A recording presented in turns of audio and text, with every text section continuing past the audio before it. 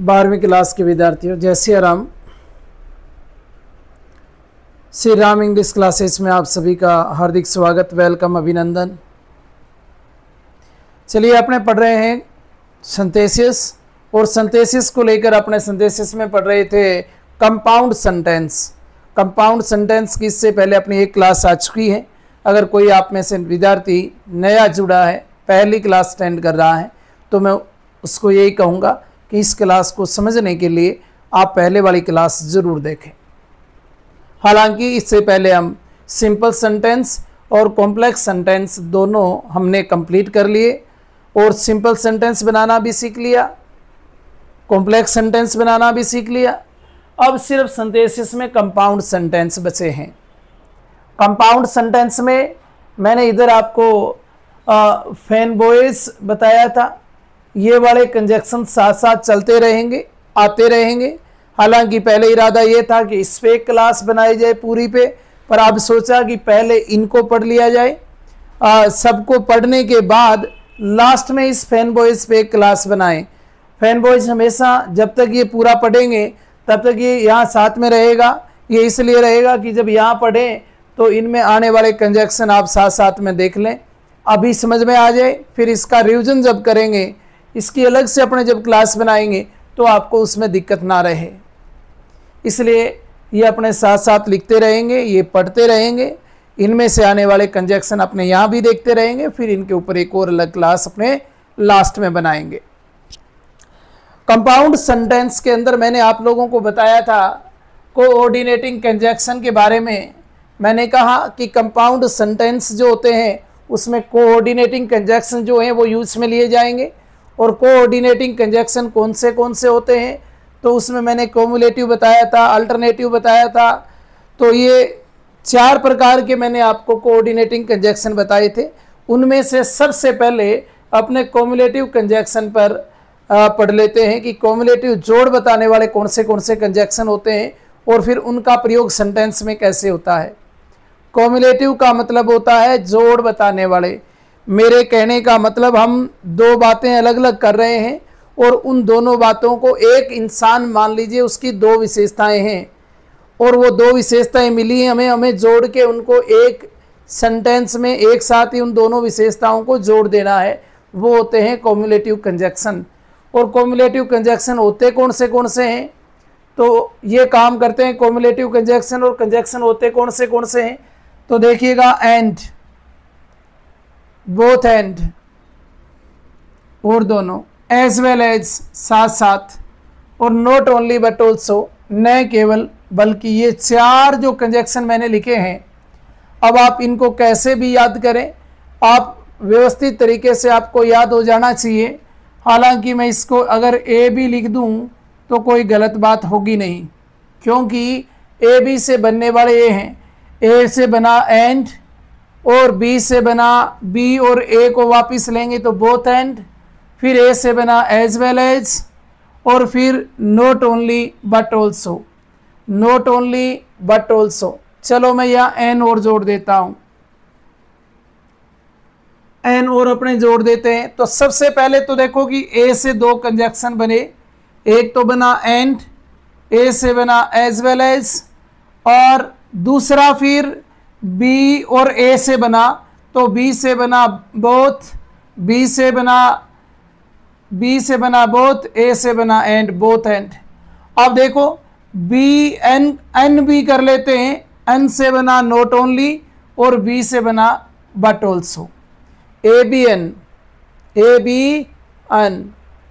अब आप इसको कैसे भी लिख के याद करें, आपको ये याद होना चाहिए कि क्युमुलेटिव कंजक्शन जो होते हैं वो 4 होते हैं, जिसमें 2 कपल वाले, 2 पेयर वाले आते हैं, और 2 सिंगल रहते हैं। अब सिंगल कौन से हैं, एक तो एंड है और एक एज वेल एज है।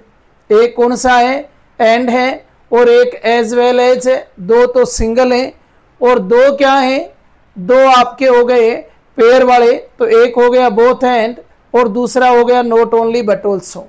4 को याद रखना है, याद रह जाएगा कि क्युमुलेटिव कंजक्शन 4 कौन से होते हैं। तो 2 तो हो गए सिंगल, और 2 हो गए पेयर। 2 हो गए सिंगल, जो 2 सिंगल हुए हैं वो दोनों ही ए से शुरू होते हैं। एक तो हो गया एंड, दूसरा हो गया एज वेल एज।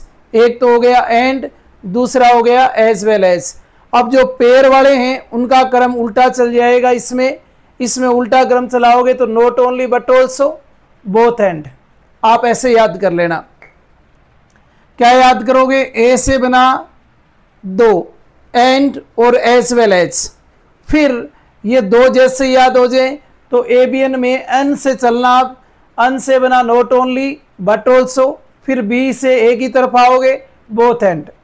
एबीएन अगर आपने याद कर लिया तो कोम्युलेटिव कंजक्शन के जो चार होते हैं वो चारों के चारों आपको याद रह जाएंगी। एबीएन से चारों, ए से एज वेल एज, ए से एंड, और फिर एन से बी आएंगे तो not only but also, B से फिर ए की तरफ आएंगे तो बोथ एंड। उम्मीद करता हूं कि कोम्युलेटिव कंजक्शन कौन से होते हैं आपको याद हो गए होंगे। कोम्युलेटिव कंजक्शन का काम क्या है? कोम्युलेटिव कंजक्शन एक ही आदमी की, मान ले दो विशेषताओं की बात की जा रही है दो सेंटेंस में, तो उनको जोड़कर हमें एक में ही, एक सेंटेंस में लिख देना है, एक बार में ही लिख देना है। जैसे मैं कहूँ कि वह धनवान भी है और वो होशियार भी है, तो फिर एक इंसान की बात कर रहे हैं कि वो धनाढ्य है, होशियार है, या फिर वह धनाढ्य है और ईमानदार है। अब ये दोनों बातें ऐसी हैं, अगर हम एक इंसान की बात कर रहे हैं, दो बातों को कर रहे हैं, तो उनको जोड़ के क्यों ना एक सेंटेंस में लिख दें। और जब उसको जोड़कर एक सेंटेंस में लिखेंगे तो हमें कोम्युलेटिव कंजक्शन की जरूरत पड़ेगी, यानी जोड़ने वाले कंजक्शन की जरूरत पड़ेगी। जोड़ने वाले कंजक्शन चार हैं। कौन से हैं? And, as well as, both and, not only but also. और अगर ये चारों आपको याद हैं तो चारों में से कौन से का ही आप प्रयोग कर दें जो उस सेंटेंस में सूटेबल हो। अब हम इस सेंटेंस में और इस सेंटेंस में हम देखेंगे कि किसका प्रयोग करें, पहले क्यों करें, क्या ऐसी विशेषता है इसमें जिनको जोड़ा जा सके। इसमें कोई विकल्प तो नहीं दिया जा रहा, इसमें कहीं विरोध तो नहीं किया जा रहा, वो सेंटेंस पढ़ने के बाद पता चलेगा। ही इज रिच, वो धनाढ्य है। ही इज ऑनेस्ट, वो ईमानदार है। एक ही व्यक्ति की बात की जा रही है कि एक तो वो खूब पैसे वाला है, दूसरा वो ईमानदार है। तो आप सबसे पहले एंड कंजक्शन को यूज में ले लेते हैं, तो अपने लिखेंगे, क्या लिखेंगे? अलग क्या है? ये विशेषता अलग है, तो इस विशेषता को अपने को जोड़ना है। बाकी इतना तो समान ही है ना, जो समान है पहले वो लिख दो। ही इज, वह है। फिर पहला सेंटेंस, पहली विशेषता लिखी हमने कि वो धनवान है, और फिर एंड का प्रयोग किया, और फिर लिखा कि ऑनेस्ट भी है। तो सेंटेंस बन गया, ही इज रिच एंड ऑनेस्ट, वो धनवान है और ईमानदार है। इसी सेंटेंस में अपने को एज वेल एज का प्रयोग करना है। अब मैं पहले ए से शुरू होने वाले दोनों ले रहा हूं, तो फिर वही बात है, उतना ही सेंटेंस लिखेंगे, यानी पहला पूरा ही लिखेंगे। ही इज रिच, क्यों पहला पूरा लिखेंगे? क्योंकि ये पहले अपने इसमें सिंगल कंजक्शन यूज में ले रहे हैं। तो he is rich as well as honest, as well as honest. अब ये वह धनवान होने के साथ साथ ईमानदार भी है, के साथ साथ एज वेल एज और एंड। तीसरा सेंटेंस, तीसरे को लेते, अब तीसरा लेते इसमें बोथ एंड। जब बोथ एंड का नंबर आए तो उसमें ये पेयर कंजक्शन है, और पेयर कंजक्शन में देखिएगा कैसे अपने यूज में लेंगे। पहले वो पार्ट लिख देंगे जो समान है, तो हमने लिख दिया ही is rich, he is rich. उसके बाद आपने बोथ का प्रयोग किया, और अब पहले में जो बचा वो लिख दो, सॉरी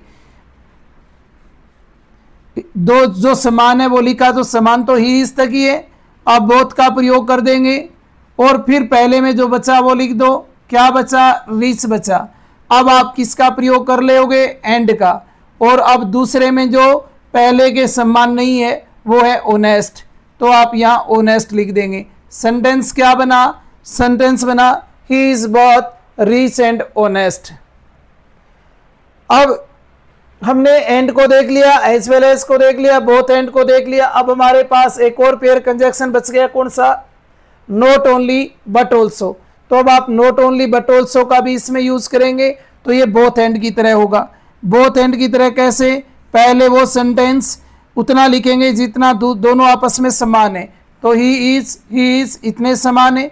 अब नॉट ओनली का प्रयोग करोगे, ये लीजिए हमने नॉट ओनली का प्रयोग कर दिया। अब पहले में जो पार्ट बच गया वो लिख देंगे, तो रिच बचा, हमने रिच लिख दिया। अब इसके बाद आप both not only but also, अब बट ऑल्सो का प्रयोग करेंगे, ये लिख दिया बट ऑल्सो। अब वो पार्ट लिख देंगे दूसरे सेंटेंस का जो पहले के समान नहीं है। पहले के समान क्या नहीं था? ऑनेस्ट। तो सेंटेंस क्या बन गया अपना? कंपाउंड सेंटेंस बन गया। बना क्या सेंटेंस बना? He is not only rich but also honest. वो न केवल धनाढ्य है बल्कि ईमानदार भी है। ही इज बोथ, वो दोनों है, धनवान और ईमानदार। He is rich as well as honest, वो धनवान के साथ साथ ईमानदार भी है। He is rich and honest, वो धनवान भी है और ईमानदार भी है। अर्थात चारों कंजक्शन का प्रयोग इस सेंटेंस में अपने कर सकते हैं, लेकिन चारों का करने का तरीका आपको आना चाहिए कि पेयर वाले कंजक्शन को कहाँ यूज में करते हैं, कैसे यूज में लेते हैं, और सिंगल कंजक्शन का यूज कैसे होता है। बेटा देखो, यहाँ से अगर क्वेश्चन पूछा जाता है तो आप पिछली साल जो लास्ट ईयर पूछा गया है उसको देख लीजिएगा। उसमें कतई भी कोई परेशानी वाली बात है नहीं, बिल्कुल बेसिक सा क्वेश्चन आता है। कंजक्शन का यूज आपको ध्यान में होना चाहिए कि कौन से कंजक्शन का यूज कहाँ करना है, कैसे करना है, वो तरीका आपको ध्यान में होना चाहिए। दूसरी बात, सेंटेंस को पहचान करना जरूरी, सेंटेंस की पहचान करना आपको आनी चाहिए। सेंटेंस को देखकर आपको ये पता लगना चाहिए कि ये कॉम्युलेटिव कंजक्शन है या नहीं। अगला देखो, he was marked absent, he was turned out of the class. देखो, एक कोई लड़का था, उसकी एब्सेंट भी लगा दी गई और उसे कक्षा से बाहर भी निकाल दिया। उसके लिए दो काम हुए, एक तो उसकी एब्सेंट लगी और कक्षा से उसे बाहर किया गया। क्यों न अपने इस बात को एक साथ ही बोल दें, और एक साथ बोलने के लिए हमें कोऑर्डिनेट कंजक्शन की आवश्यकता पड़ेगी, और कोऑर्डिनेट में उस कंजक्शन की जरूरत पड़ेगी जो दो बातों को एक साथ जोड़ने का काम कर रहे हैं। और वो कौन से कंजक्शन है? आप देख रहे हो, कॉम्युलेटिव कंजक्शन है। कॉम्युलेटिव कंजक्शन वो कंजक्शन होते हैं जो जोड़ने का काम करते हैं। कौन से होते हैं? ये तो हमें इससे याद हो जाएगा, एबीएन से। एबीएन से याद कैसे हो जाएगा? ए से दो सिंगल कंजक्शन आते हैं, एस वेल एस और एंड। और अब एबीएन में पहले एनबी को देखो तो नॉट ओनली बट ऑल्सो, अब बीए को देखो तो बोथ एंड। ऐसे करके अपने को चारों ध्यान में है। अब हमें इसमें यूज लेने हैं, वो चारों ही आप यूज में ले सकते हैं। तो he was marked absent, he was turned out of the class. इसमें सबसे पहले अपने को एंड का प्रयोग करना है। तो एंड का प्रयोग करने के लिए तो हमें पहला सेंटेंस पूरा लिखना पड़ेगा। ही वॉज मार्केड एब्सेंट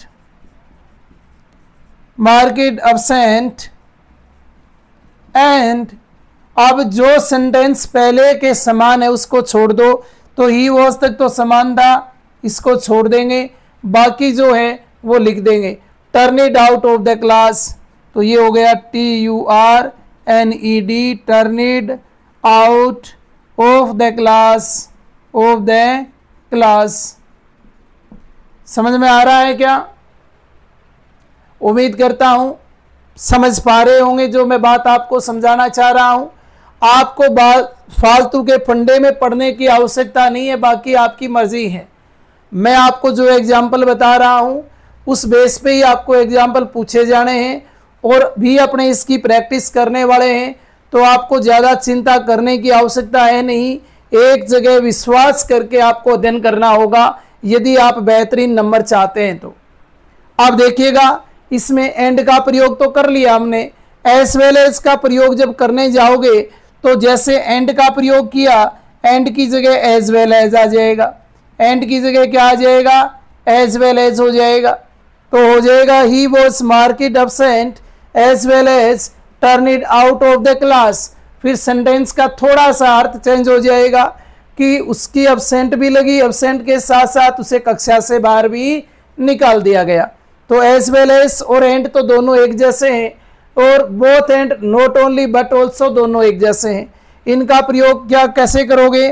तो देखिएगा, इसमें दो काम हुए, एक तो उसकी अब्सेंट लगी और दूसरा काम हुआ उसे कक्षा से बाहर निकाला गया। ये इतना तो समान है ही, तो जितना समान है पहले उतना सेंटेंस लिख लेंगे, उतना लिखेंगे तो अपने सेंटेंस लिखेंगे ही वॉज, और इतना तो हमने लिख लिया। अब क्या करेंगे? अब आप बोथ एंड का प्रयोग कर रहे हो तो यहाँ बोथ लिखोगे, ये लिख दिया BOTH बोथ, और फिर पहला बचा वाक्य लिख दोगे मार्केड अब्सेंट। अब ये हटा रहा हूं मैं, एज वेल एज का आप कर ही लोगे, अपनी नोटबुक में लिखें तो इसको एज वेल एज एंड की जगह लगाकर आप लिख लेना ताकि बाद में आपको ध्यान रहे। ही वॉज मार्केड अब्सेंट, और इसके बाद बोथ आया है तो एंड का प्रयोग करेंगे, and turned out of the class. दूसरा सेंटेंस जो पहले के समान है उसको दोबारा लिखने की आवश्यकता है नहीं, तो उसको हम दोबारा नहीं लिखेंगे, और उसको दोबारा नहीं लिखेंगे तो सेंटेंस बन गया he was both marked absent and turned out of the class. Not only but also का भी अगर इसमें प्रयोग करना पड़े तो he was not only marked absent but also turned out of the class. बाकी देखना, मैं नॉट ओनली बट ऑल्सो को, बोथ एंड को, एंड को, एज वेल एज को कंजक्शन में भी आपको बढ़िया तरीके से करवाने वाला हूं, क्योंकि एंड और बोथ एंड दोनों अपने बाद में सिंगुलर वर्ब लेते हैं, जबकि एज वेल एज अपने से पहले वाले सब्जेक्ट के अनुसार वर्ब लेता है। नॉट ओनली बट ऑल्सो अपने से बाद वाले सब्जेक्ट के अनुसार वर्ब लेता है। तो ये बातें अपने कंजक्शन में पढ़ने वाले हैं। अब उम्मीद करता हूं कि यदि आपको कोम्युलेटिव कंजक्शन यूज करना पड़े तो शायद ही कोई दिक्कत हो, पर बेटा सेंटेंस को समझना पड़ेगा, सेंटेंस को बढ़िया तरीके से पढ़ना होगा, तब जाके आप लोग ये डिसाइड कर पाओगे कि इसमें कोम्युलेटिव कंजक्शन का प्रयोग होना है या फिर अल्टरनेटिव कंजक्शन का प्रयोग होना है। खैर, फिर हमने तो अभी एक ही देखा है, पहला ही कोम्युलेटिव कंजक्शन। मुझे उम्मीद है कि जब चारों पढ़ लेंगे अपने कोऑर्डिनेटिंग कंजक्शन के जो 4 प्रकार मैंने बताए वो चारों पढ़ लेंगे तो आपको अंतर भी समझ आ जाएगा। चलिए आज के लिए बस इतना ही। कल फिर मिलते हैं एक नई क्लास के साथ, कोम्युलेटिव को छोड़कर नए कोऑर्डिनेटिंग कंजक्शन के साथ। जय श्री राम।